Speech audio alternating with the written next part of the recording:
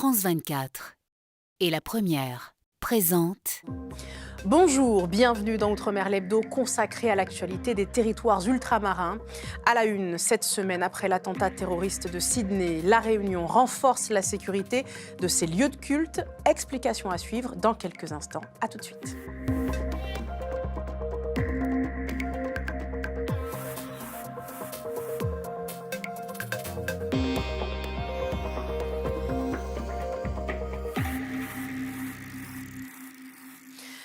Mais d'abord, en Polynésie, la méthamphétamine, appelée Ice, est un véritable fléau. Le trafic de ce stupéfiant a explosé ces dernières années, malgré les saisies répétées. Et pour cause, le gramme acheté 20 fois moins cher à l'étranger peut être revendu jusqu'à 2 500 € à Tahiti. Les précisions, Laïd Beritane. Addictive, ravageuse et désormais omniprésente. La méthamphétamine, surnommée localement Ice, s'impose comme un fléau en Polynésie française. Le trafic explose et les drames familiaux se multiplient. Vehere est marqué à vie par l'addiction de son grand frère. La Ice, elle te prend ton âme. Moi, mon frère, je ne l'ai plus reconnu à un moment donné. Je ne reconnaissais plus du tout, je ne savais plus. Tout ce que j'avais vécu avec lui, je n'arrivais plus du tout à le voir dans ses yeux. C'est difficile à accepter. Malgré les saisies répétées et les réseaux démantelés, le trafic continue. Octobre 2025, 15 kilos d'ice saisis à l'aéroport de Papeete. En mai dernier, 23 kilos de méthamphétamine retrouvés dans un conteneur. La semaine dernière, un jeune Guyanais arrivé de Paris a été interpellé avec 700 grammes d'ice dans le corps. Alors, à l'approche des fêtes de fin d'année, la police aux frontières multiplie les contrôles.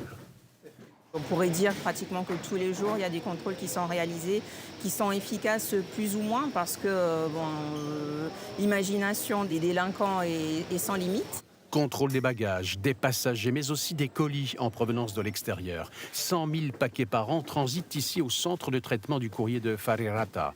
Rien qu'au mois de décembre, 20 000 colis arrivent en Polynésie. Ces 5 dernières années, le nombre de marchandises saisies a triplé. Effectivement, on va retrouver énormément de marchandises illicites, illégales, qui rentrent sur ce territoire, à savoir des stupéfiants, des contrefaçons, il peut même y avoir des armes. En 2025, 55 kilos d'ice ont été saisis en Polynésie, le double par rapport à l'année 2024. Dans l'actualité, l'ouverture d'une information judiciaire ciblant le groupe Bernard Ayotte, numéro 1 de la distribution en Outre-mer, par le parquet national financier. Depuis de nombreuses années déjà, l'entreprise en position de quasi-monopole dans ces territoires est pointée du doigt pour son rôle dans la vie chère. Il est visé pour escroquerie et abus de position dominante sur fond de marges jugées excessives et de pratiques anticoncurrentielles. Après l'attentat terroriste de Sydney, la France a annoncé renforcer la sécurité des lieux de culte juifs. À La Réunion, des patrouilles ont été missionnées ainsi que des agents de la BAC pour tous les rassemblements religieux. Romane Rousseau et Willy Thévenin. Un drame loin de nous, mais des conséquences directes sur nos façons de vivre nos croyances. Je me suis imaginée à leur place et vraiment j'étais terrifiée. Je me suis dit, imaginez si c'était à La Réunion en fait. Imaginez si ça s'était passé ici. Je me demandais, mais comment on peut faire ça en fait? Comment, même j'ai vu les terroristes tirer comme ça, j'étais vraiment terrorisée. Conséquence, augmentation de la présence policière aux abords des lieux de culte, surtout pendant les offices. Un changement qui concerne toutes les religions. Par rapport à ce qui s'est passé, oui, je trouve que c'est plus rassurant. Mais après, moi, ça ne me parle pas forcément parce qu'à La Réunion, nous, on a ce truc-là de vivre ensemble. C'est notre puissance à nous, c'est notre force à nous. Malgré tout, on n'est pas à l'abri d'un fou qui viendrait à La Réunion pour commettre un acte de terrorisme. Donc, avoir les forces de l'ordre en présence près de la synagogue, ça nous rassure. Les lieux de culte sont déjà protégés et surveillés par les forces de l'ordre. Un dispositif renforcé, notamment avec l'appui de la BAC territoriale. C'est au minimum 2 patrouilles en plus, donc 2 véhicules BAC, donc aussi équipés de moyens tuerie de masse, ce que je vous disais tout à l'heure, avec de l'armement plus puissant, qui font des passages. Donc on a vraiment musclé le dispositif. Une vigilance accrue donc, qui est d'autant plus importante en cette période de fêtes et de célébrations religieuses. Le 4e et dernier lancement de l'année pour Ariane 6 au départ de Kourou s'est déroulé ce mercredi. Un lancement qui a décollé à 2h01 heure locale avec 2 satellites du programme européen Galileo. Une mission visant à fiabiliser le système de géolocalisation de l'Europe. Les satellites ont été placés sur orbite avec succès. Il y a un an, le cyclone Chido ravageait Mayotte. Une loi pour la refondation de l'archipel a été adoptée et prévoit 4 milliards d'euros sur 6 ans. Mais les Mahorais attendent encore la concrétisation de ces promesses. Certains reconstruisent leurs maisons dévastées. Et vous allez le voir, le béton est privilégié. Le dossier de cet hebdo avec Alda Halidi et Bouanamani Saïdali. Toute la toiture est partie. Là, j'ai tout cassé à nouveau. Je refais la maison. Zaina Hassani peut enfin respirer. Ses travaux ont bien avancé. Elle pourra passer cette saison des pluies à l'abri. Reconstruire en urgence avant le retour des pluies. Un casse-tête pour près de 36 000 propriétaires sinistrés suite à Chido. Sur ces images, on découvre l'ampleur des destructions à Tsingoni. Un an plus tard, toutes les toitures sont progressivement remplacées par du béton.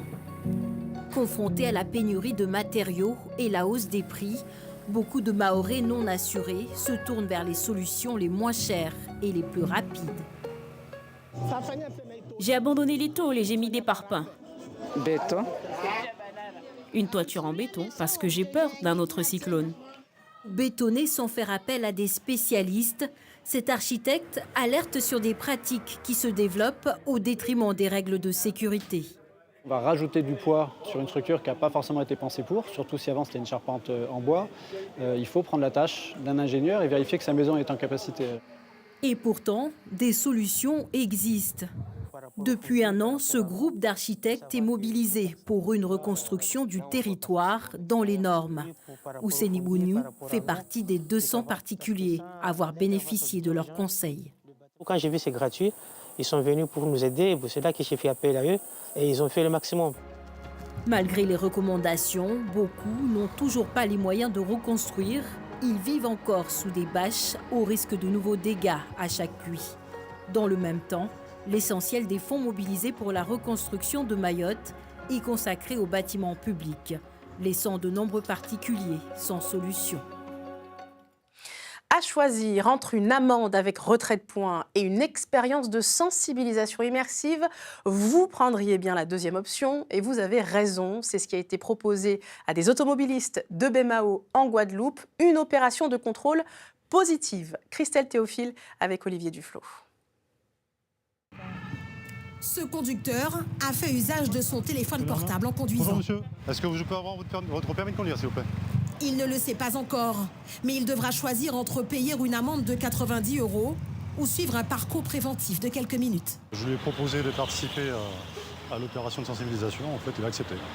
Sensibiliser plutôt que réprimer, l'objectif de ce contrôle routier positif. Le principe, offrir des mesures alternatives à la sanction pour les infractions dites de 1 à 4, comme l'utilisation du portable, le port de la ceinture ou encore les vitres teintées. Les automobilistes sont plutôt réceptifs. C'est bon, il faut la faire plus souvent, je pense, mais ça va. J'ai évité 90 € d'amende et 3 points en moins. Voilà, je suis très content d'avoir fait ce parcours pédagogique. Premier stand, entretien avec la gendarmerie sur les comportements à risque. À cela s'ajoute le simulateur de retournement pour avoir la sensation d'un accident de la route et voir l'utilité de la ceinture de sécurité. Puis, ce parcours avec lunettes d'addiction. Normalement, il est en état de nuit blanche. Ça veut dire qu'il n'a pas dormi de la soirée, etc. Il est un peu fatigué, somnolent. Donc, il doit rentrer chez lui, sans pour cela toucher aucun plot. L'exercice est parfois déroutant. Si on est fatigué, on se gare. Si on a bu, on fait le test. Depuis le début de l'année, 47 personnes ont perdu la vie sur nos routes.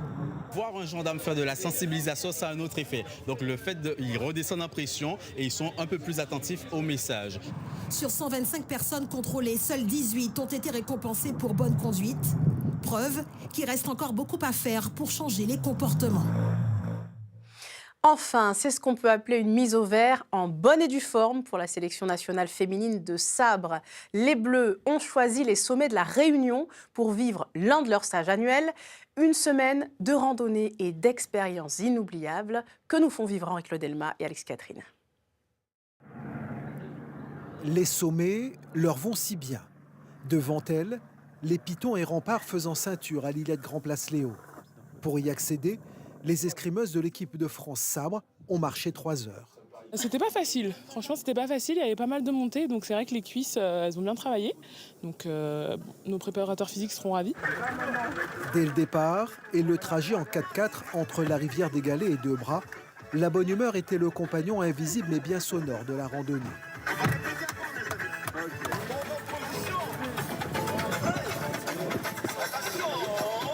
Les premiers hectomètres entamés à pied, il fallait aussi penser à alimenter en rire et en bonne ambiance ces réseaux. Moi c'est Loul et c'est moi au début de la randonnée. Moi c'est Manon et c'est Manon Apiti-Brunet, la championne olympique, et ses partenaires loin des pistes d'escrime bien plates des salles d'armes. Toute une semaine à La Réunion, l'équipe de France organise environ 3 fois dans l'année ce type de rassemblement pour ses 10 membres. Ça nous permet de regagner de l'énergie pour justement la suite des compétitions, parce qu'il va y en avoir beaucoup et que cette énergie-là, on va en avoir besoin. Kelly Lusinier, la réunionnaise du groupe, se balade dans Mafat en terrain connu. Toutes les années, je monte à Grand Place avec ma famille. Ouais. Depuis où les temps? Depuis que je suis petite, depuis que j'ai 3 ans. Certaines sabreuses françaises tenteront peut-être un jour la Diagonale des Fous. Pour l'instant, leur sommet de prédilection, le mont Olympe, qu'elles graviront en 2028. C'est la fin de cet hebdo. Merci de nous avoir suivis. Pour le revoir et suivre toute l'actualité des Outre-mer, rendez-vous sur france24.com et lapremière.fr. On se quitte. Regardez sur ces images des marquises où le temps s'immobilise, disait Jacques Brel. C'est là que s'est déroulé le Matav A, festival culturel qui célèbre l'identité et la culture marquisienne tous les 4 ans. Un grand moment préparé des mois durant. En vous souhaitant, j'en profite, d'excellentes fêtes. Prenez soin de vous.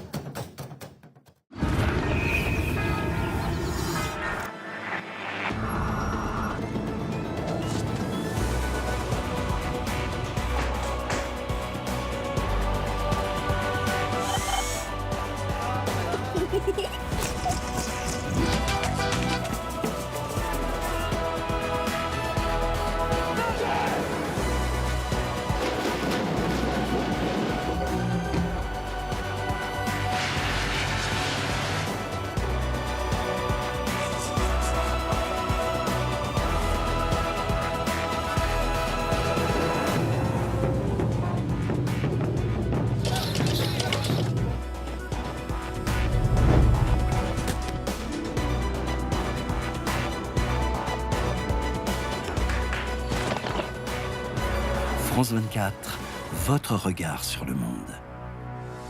Liberté, égalité, actualité.